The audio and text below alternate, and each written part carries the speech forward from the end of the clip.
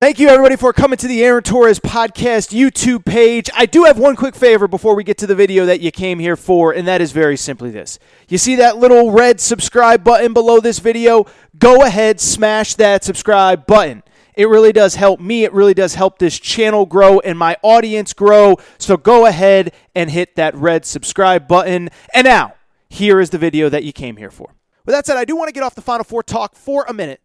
Now, I do want to switch gears, and I do want to get to a topic that is very much going to be a topic on this podcast for about the next 3 months, and that is college basketball's transfer portal. And I think last year was really the first year that we really dove into it because it was the first year of the one-time transfer, and you guys and girls just ate up this stuff, okay?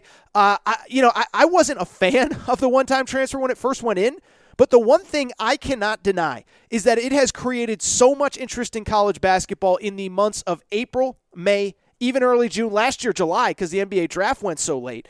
It has created interest. It is college basketball free agency, and it is an entirely new recruiting cycle that you guys and girls can easily wrap your heads around because you got to see all these players play. We don't all get to see the top McDonald's All-Americans and high school players play, but you all saw some of these guys that have entered the transfer portal, and so obviously, as the season winds down, the transfer portal stuff is heating up.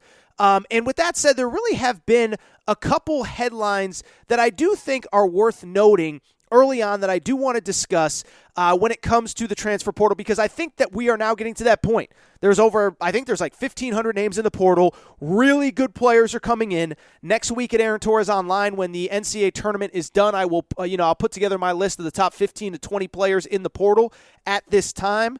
But with that said, I do think there are probably 2 or 3 storylines that are worth noting, and so let's get into them. And the first big storyline, let me tell you, it is the LSU Tigers, and LSU right now is absolutely hemorrhaging players, okay? And it's interesting because, and I'm not saying this to brag or anything like that, but when Will Wade was fired, it was almost inevitable that this was going to happen. And no, I don't blame LSU for firing Will Wade. Some of the stuff that he was found guilty of, you can't have that guy running your basketball program. But one thing I can tell you is that I have known just from talking to people in college basketball, those players love Will Wade. And you can make your own jokes, you can make your own puns, you can say whatever you want. Those players loved Will Wade, and I was not sure that regardless of who the next head coach was going to be, that they would buy in. Now, I will also say, and Matt McMahon's a friend of the Aaron Torres Sports Podcast. I like him a lot.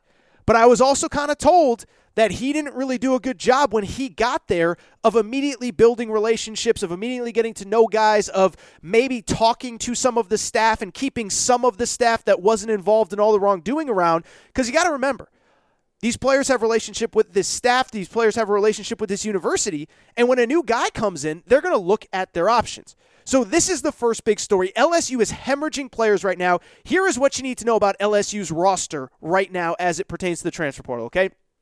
Their top 2 players have decided to go pro.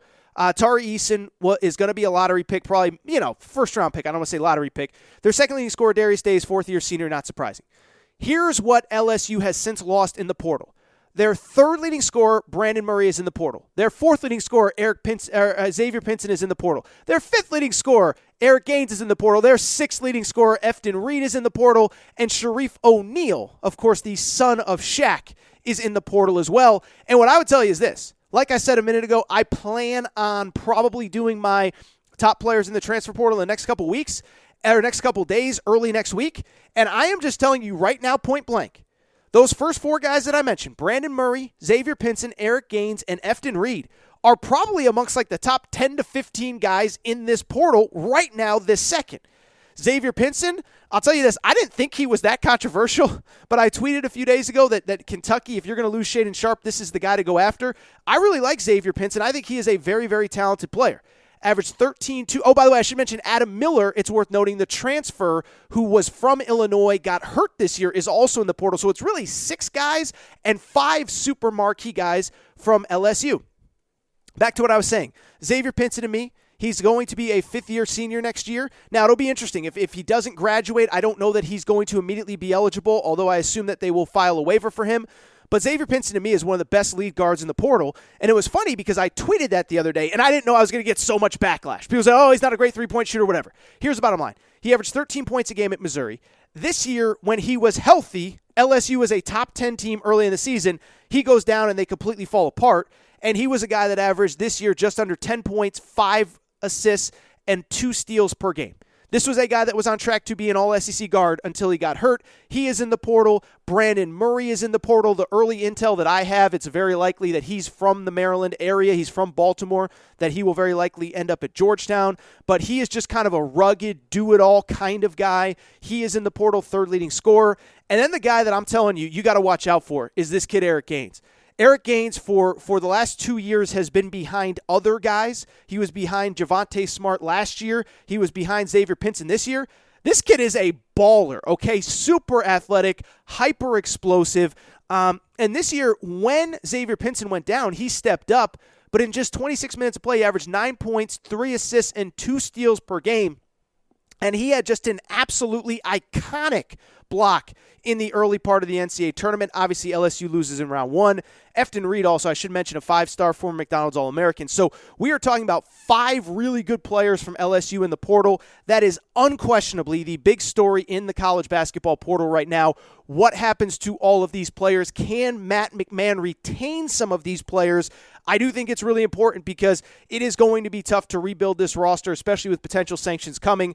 I think Matt McMahon's got to get 2, 3, 4 of these guys back, if at all possible. Other big stories, I will say this for Matt McMahon. It isn't all doom and gloom because to his credit, I will say this. He did pick up a commitment the other day of a really good player off of his old team from Murray State. And if you remember, Matt McMahon was the head coach at Murray State, was just on this podcast about 3 weeks ago. And 2 of his best players entered the transfer portal after he decided to leave. KJ Williams, 18 points per game, 8 rebounds per game. I think that kid could play anywhere in college basketball. However, the early returns, and I kind of spoke to somebody who knows him, he's going to try to go pro. He's going to see if he can get into the NBA or the G League somewhere. It doesn't sound like he wants to come back to college. But to Matt McMahon's credit, really good guard Justice Hill, who was with him at Murray State, averaged 13 points, 5 assists on 36% three-point shooting. Justice Hill has committed to LSU. So it isn't all doom and gloom. To Matt McMahon's credit, he brought a really good guard with him. Now, I think Justice Hill will be a good college SEC-level point guard. I shouldn't say college. He played college last year, but an SEC-level point guard. I do worry, is he good enough to play at the highest levels? I think he's a backup. I think he's a sixth man. I do think Matt McMahon's got to focus on getting some of those other guys back, but not all doom and gloom as LSU picks up a commit. Couple other notes. First of all, my UConn Huskies. Not a great couple days for UConn, but it wasn't something that was necessarily surprising, okay? So UConn, in the course of 2 days, lost basically their backup point guard and then their third-string point guard. Their third-string point guard, Rashul Diggins, a top 50 recruit from last year, barely played this previous season. He is in the portal, as is Jalen Gaffney, who is the backup to R.J. Cole, who is not exhausted his eligibility, but he's decided not to use his extra year. And so UConn's kind of in a tough spot. And this one's interesting for a couple reasons. First of all, the Rashul Diggins thing is a very interesting deal because this was a very controversial topic in the UConn basketball community.